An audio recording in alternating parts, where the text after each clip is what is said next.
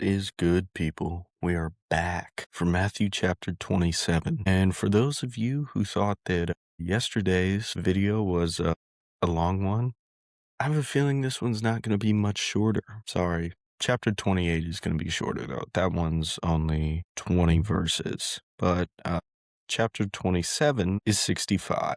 So buckle up, people. We're in for a ride. But it's all right. I mean, more time with the Lord.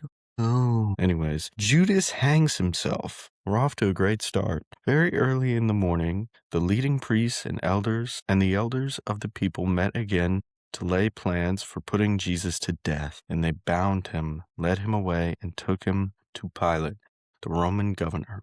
When Judas, who had betrayed him, realized that Jesus had been condemned to die, he was filled with remorse. So he took the 30 pieces of silver back to the leading priests and the elders. I have sinned, he declared, for I betrayed an innocent man. What do we care? They retorted. That's your problem. And Judas threw the silver coins down in the temple and went out and hanged himself. The leading priests picked up the coins. It wouldn't be right to put this money in the temple treasury, they said, since it was payment. After some discussion, they finally decided to buy the potter's field, and they made it into a cemetery for foreigners. That is why the field is still called the field of blood. This fulfilled the prophecy of Jeremiah that says, they took the 30 pieces of silver, the price at which he was valued by the people of Israel, and purchased potter's field as the Lord directed. Now we get on to part 2, Jesus' trial before Pilate. Now Jesus was standing before Pilate, the Roman governor. Are you the king of the Jews? The governor asked him. Jesus replied, you said it. But when the leading priests and the elders made their accusations against him, Jesus remained silent. Don't you hear all these charges they are bringing against you? Pilate demanded. But Jesus made no response to any of the charges, much to the governor's surprise. It was the governor's custom each year during the Passover celebration to release one prisoner to the crowd, anyone they wanted. This year, there was a notorious prisoner, a man named Barabbas. A man named Barabbas. As the crowds gathered before Pilate's house that morning, he asked them, which one do you want me to release to you, Barabbas or Jesus, who's called the Messiah? He knew very well that the religious leaders had arrested Jesus out of envy. Then just as Pilate was sitting on the judgment seat, his wife sent him this message, leave that innocent man alone. I suffered through a terrible nightmare about him last night. Meanwhile, the leading priests and elders persuaded the crowd to ask for Barabbas to be released and for Jesus to be put to death. So the governor asked again, which of these two do you want me to release to you? The crowd shouted back. Pilate responded, then what should I do with Jesus, who is called the Messiah? They shouted back, crucify him. Demanded, what crime has he committed? But the mob roared louder, crucify him. Pilate saw that he wasn't getting anywhere and that a riot was developing. So he sent for a bowl of water and washed his hands before the crowd, saying, I am innocent of this man's blood. The responsibility is yours. And all the people yelled back, we will take the responsibility for his death, we and our children. So Pilate released Barabbas to them. He ordered Jesus flogged with a lead-tipped whip, then turned him over to the Roman soldiers to be crucified. Part 3, the soldiers mock Jesus. Some of the governor's soldiers took Jesus into their headquarters and called out the entire regiment. They stripped him, put a scarlet robe on him. They wove thorn branches into a crown and put it on his head, and placed a reed stick in his right hand as a scepter. Then they knelt before him in mockery and taunted, Hail, King of the Jews! And they spit on him and grabbed the stick and struck him on the head with it. When they were finally tired of mocking him, they took off the robe and put his own clothes on him again. Then they led him away to be crucified. And we get part 4. The Crucifixion. Along the way, they came across a man named Simon, who was from Cyrene, and the soldiers forced him to carry Jesus' cross. As they went out to a place called Golgotha, which means place of the skull. The soldiers gave Jesus wine mixed with bitter gall, but when he had tasted it, he refused to drink it. After they had nailed him to the cross, the soldiers gambled for his clothes by throwing dice, and they sat around and kept guard as he hung there. A sign was fastened above Jesus's head, announcing the charge against him. It read, "This is Jesus, the King of the Jews." 2 revolutionaries were crucified with him, one on his right and one on his left. Then the people passing by shouted, "Boost," shaking their heads in mockery. "Look at you now," they yelled at him. "You said you were going to destroy the temple and rebuild it in 3 days. Well then, if you are the Son of God, save yourself and come down from the cross." The leading priests, the teachers of religious law, and the elders also mocked Jesus. "He saved others," they scoffed, "but he can't save himself. So he is the King of Israel, is he? Let him come down from the cross right now, and we will believe in him. He trusted God, so let God rescue him now if he wants him. For he said, 'I am the Son of God.'" Even the revolutionaries who were crucified with him ridiculed in the same way. And we get part 5, the death of Jesus. At noon, darkness fell across the whole land until 3 o'clock. At about 3 o'clock, Jesus called out with a loud voice, "Eli, Eli, lama." All right, I'm not going to lie. I have no idea how to pronounce this word, so I'm just going to skip that. You know what? No, we're going to give this a shot. I'm feeling daring. Anyways, back to the scriptures. Lema sabachthani. That's my best shot. That's what we're rocking with, which means, my God, why have you abandoned me?" Some of the bystanders misunderstood and thought that he was calling for the prophet Elijah. One of them ran and filled a sponge with sour wine while holding it up to him on a reed stick so he could drink. But the rest said, "Wait, let's see whether Elijah comes to save him." And Jesus shouted out again, and he released his spirit.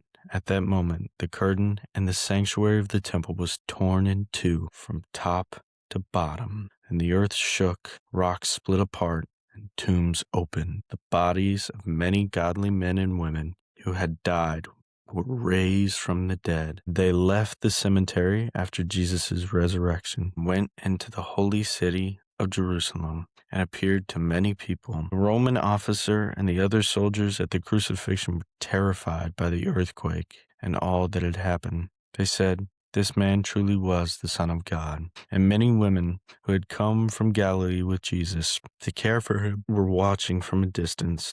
Among them were Mary Magdalene, Mary, the mother of James and Joseph, and the mother of James and John, the sons of Zebedee. We get on to part 6, the burial of Jesus. As evening approached, Joseph, a rich man from Arimathea, who had become a follower of Jesus, went to Pilate and asked for Jesus' body. And Pilate issued an order to release it to him. Joseph took the body and wrapped it in a long sheet of clean linen cloth. He placed it in his own new tomb, which had been carved out of the rock. Then he rolled a great stone across the entrance and left. Both Mary Magdalene and the other Mary were sitting across from the tomb and watching. We get part 7, the guard at the tomb. The next day, on the Sabbath, the leading priests and Pharisees went to see Pilate. They told him, Sir, we remember what that deceiver once said while he was still alive. 'After 3 days, I will rise from the dead.' So we request that you seal the tomb until the 3rd day. This will prevent his disciples from coming and stealing his body and then telling everyone he was raised from the dead. If that happens, we will be worse off than we were at first." Pilate replied, "Take guards and secure it the best you can." So they sealed the tomb and posted guards to protect it. And there you have it, people.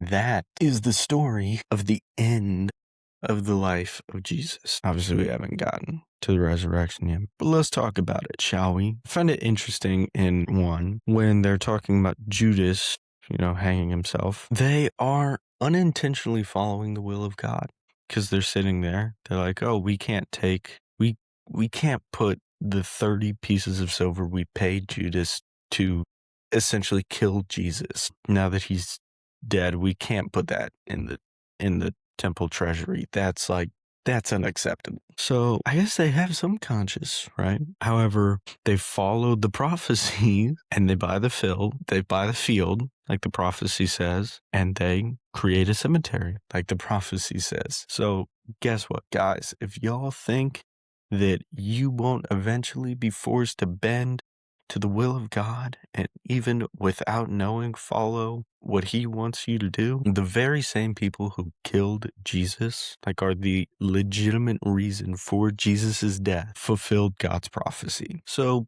let's keep that in mind when you're trying to ignore what God has done for you. It's gonna happen, whether you like it or not. And we go into part 2, Jesus' trial before Pilate. In this entire section, Jesus speaks one sentence. It's in verse 11. It says, "Now Jesus was standing before Pilate, the Roman governor. Are you the king of the Jews?" The governor asked him, and Jesus replied, "You have said it." That's it. That's all he says. This entire section.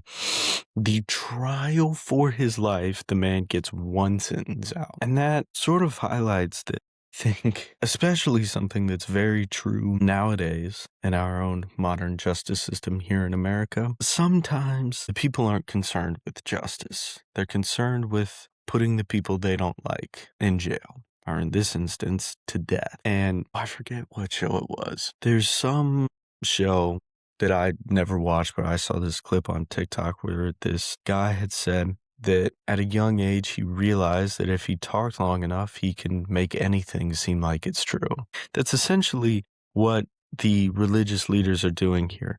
They just keep continuously talking and reiterating their points until eventually the people agree with them, because they just assume that if Jesus has nothing to say in retort, that it's because they're right and he just can't stop. And like he has no way to defend himself because there's no defense. That's their assumption. However, obviously we know that is wrong, and he's intentionally not defending himself so he can defeat death and go through that whole process. It's crazy. So be careful out there, guys, when you're trying to look into the truth of any matter.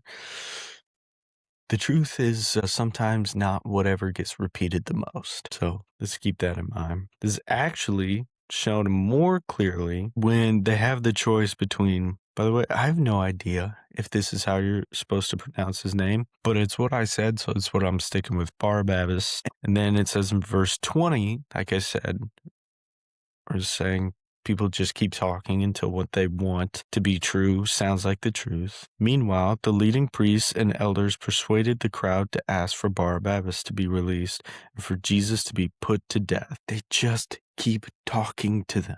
Meanwhile, Jesus obviously isn't even saying anything in his defense. So in their eyes, if you can't defend yourself, it's because you're guilty, you need to die. It's crazy. So yeah, don't believe everything you hear. What I find interesting is the religious leaders wanted Jesus put to death. However, there were many ways that Jesus could have died. They could have said, just have a soldier walk up and just like give him a little and we'll just call it a day. They could have hung him. They could have poisoned him, anything.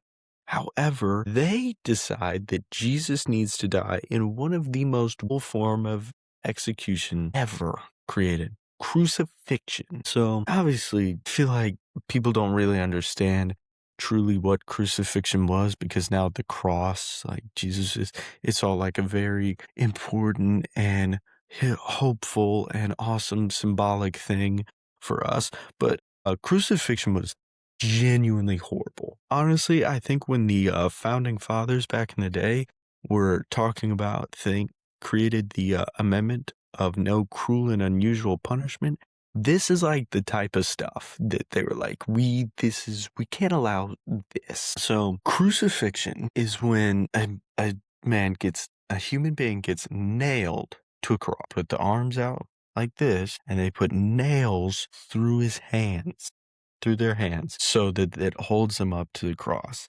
However, first of all, what does that cause to happen? Blood. So you're bleeding out. You're losing your life there. Also, what happens is over time, your hands start to sag and your whole body starts to sag. So literally what's happening is your hand is being ripped in half by these nails as you are sitting up there also bleeding out. Jesus, on top of that, had a crown of thorns on his head that the Roman soldiers, just to torment him, kept smacking into his head. I don't know if the whole crown of thorns thing was like common practice for crucifixion or if this was like a, special thing they did for Jesus. But that also would have been freaking terrible. Can you imagine that?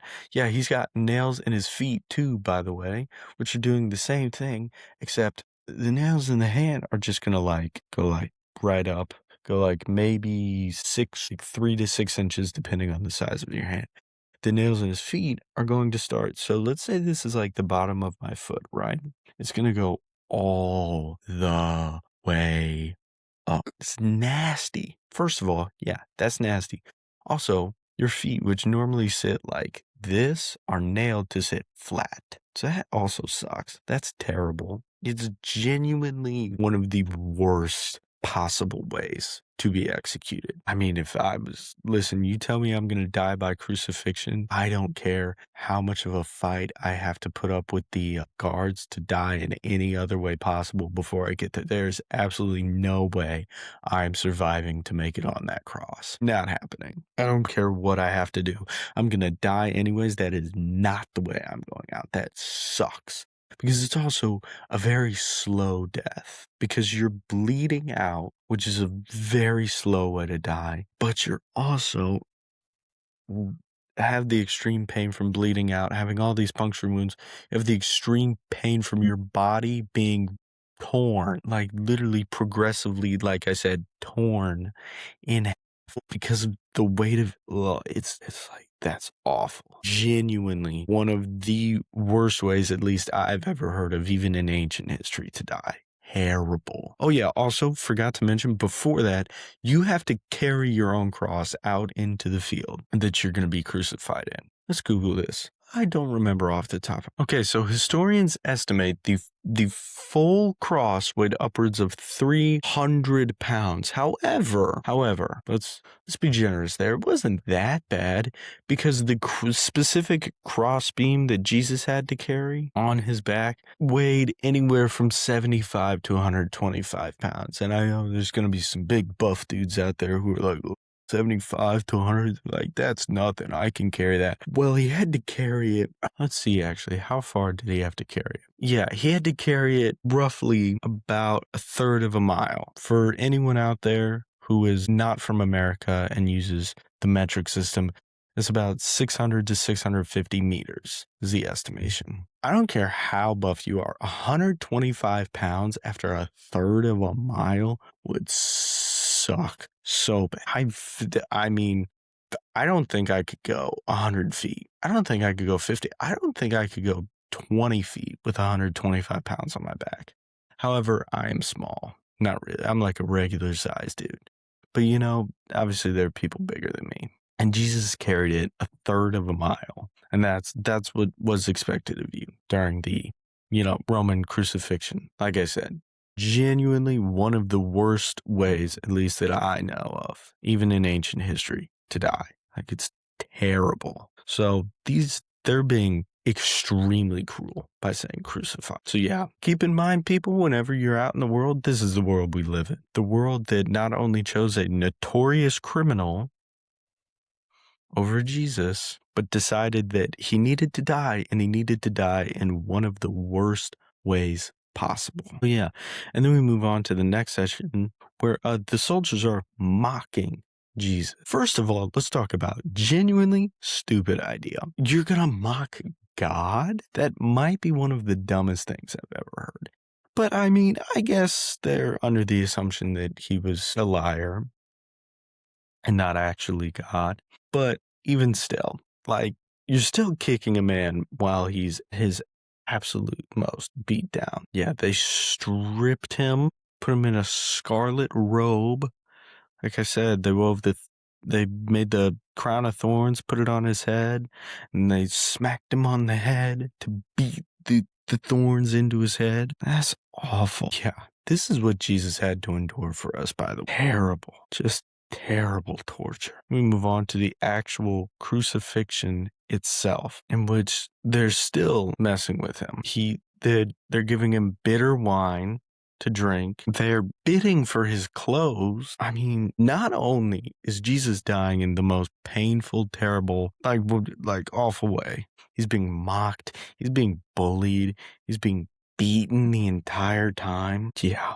I mean, this is just horrible. And then finally, we get to the death of Jesus. I'm sorry. I mean, we still got, one more section to go. But yeah. Now we get the second line from Jesus. Keep in mind all that has happened to Jesus in this entire chapter so far, and this is only the second thing he has said. My God, why have you abandoned me? Now, honestly, everyone who I've ever asked about this does not seem to really, truly have an understanding of what is happening here when Jesus asks God why he has abandoned him. I'm just going to tell you what I think, and if I'm horribly wrong, then I'm horribly wrong. At this point, let's think, what is Jesus doing? Jesus is taking on the weight of every single sin that has ever and will ever be committed. Now, what is the root cause of sin? The root cause of sin is separation from God. So my personal theory, like I said, could be completely wrong on this, is that Jesus felt as if he was abandoned by God because he was taking on all that has been and all that was and all that will be, all of the separation from God that has ever and will ever have. So yeah, I could understand how that could lead him to that point. Then they get scared. They think he's calling out to Elijah. So they go to offer him some wine, like, no. But then they're like, hold up a minute. Let's wait. Let's see if Elijah really comes, and then we'll be nice to him, so we're not punished as harshly. Obviously, Elijah never came because Jesus was supposed to die. I find it funny. After Jesus died, obviously, taking on all the sins of taking on the weight of sin and everything, opens up, tears the veil, or tears the curtain at the temple. So now, thanks to Jesus giving us the opportunity to have our sins absolved from us, we now have direct access to God. We don't have to go to the temple or go to the priest who goes to the temple and everything. And also, all of the dead who've ever been faithful in God come back to life and return to heaven. And this leads the Roman officers, the same Roman officers who had been mocking, beating, being cruel, terrible, awful to Jesus, to, in verse 54, it says, the Roman officer and the other soldiers at the crucifixion were terrified by the earthquake. The earthquake caused when all the dead rised, and all that had happened, like the veil, like the curtain tearing. And they say, this man truly was the Son of God. They're like, he was right. You know what's crazy? Those Roman officers, if they truly, now no one knows but them and God, if they truly, fully believe what they're saying in this, those Roman officers are in heaven. The people who killed Jesus very well could be in heaven because they believe they've fulfilled the only requirement. They believe in Jesus and have their faith in Jesus. There's a very real chance that the people who murdered God rejoined him in heaven. So for any of you out there who think you are too far gone to ever come back to the Lord, let me tell you, if they can, you can. Then we move on to the second to last section of our chapter here, the burial of Jesus. Now, hey, by the way, Joseph that they're talking about, not Jesus's dad, different guy, his earthly father, stepfather, kind of. I don't know how it works. Not that Joseph is what I'm trying to say. The only person in this entire chapter who is showing a shred of respect and dignity towards Jesus, takes the body, wraps it in linen cloth, and places it in a tomb that had been carved out of the rock for him. He rolls the stone in front of it, seals it off so that no one's going to come in and disturb the body. Yeah, we just read an entire chapter where only once was Jesus Christ even given the dignity of a regular human being. The only decency he received during this entire chapter was a proper burial. I mean, just brutal. Just brutal. Now we get the last section of our chapter with the guard at the tomb. I find interesting because they're worried because Jesus had obviously told the disciples many times, which we have read, that he will die and rise 3 days later. They're worried that the disciples are going to try to come and take the body and claim that Jesus has risen. They're like, this is going to be a big headache for us. If the people are convinced that Jesus has risen, this is going to be a huge problem for us. Obviously, 3 days later, Jesus did rise. And let me tell you, ever since then, it's been a huge problem for them and the people like. It's been a huge problem for all the non-believers out there. The truth of Jesus, the resurrection of Christ. And honestly, I hope it becomes more of a problem for them. Because what have I been saying over and over again? What have we been talking about over and over and over again throughout the chapter of Matthew? The reality of Jesus is challenging. It's difficult, and people don't like it. If the people were convinced that Jesus was the Son of God, that everything was right, they would have rioted. It would have caused so much of a ruckus. If the people knew the truth, if the people were given the chance to know the truth and accept the truth, it would have the religious leaders. Because keep in mind, the people didn't actually have anything against Jesus. The people did not want to kill Jesus. The religious leaders had to sit there and just yap their gums for who knows how long until eventually they could be convinced to kill Jesus. So, in case you're unaware, the truth of Jesus makes people who don't follow him look really bad when they're confronted with that reality, which is why they don't like it. I mean, big shocker, people don't like to look bad. I don't like to look bad. No one likes to look bad. So yeah, I think my big key takeaway from this chapter is just how horrible this world is. Not only did God in the flesh enter the world and then we killed him, we did it in a horrible, cruel, terrible way, mocking him, beating him the entire time. So let me give you this. Anyone out there who's trying to be a part of this world, as a Christian, you want to be a part of this world, appease the people of this world? Well, the world you're trying to be a part of, you're trying to appease, is so far from God that when God came down in flesh to be among them, they killed him brutally and mocked him the entire time he was dying. That is the world we live in. So keep that in mind. And yeah, on that note, let's pray. Dear God, I come to you, Lord, and I thank you that you let your son die for us. God, I know I am not personally a father and could never imagine the pain of watching your son die. Lord, I come to you and I want to apologize on the world's behalf that we would be so cruel, that we would be so awful to your son, God, to you in the flesh. God, I pray for forgiveness for all of us. God, I pray that we out there would understand what this means. That we would understand just how far our world is from you, God. And in your name I pray, Lord. Amen. Thank you all for your time.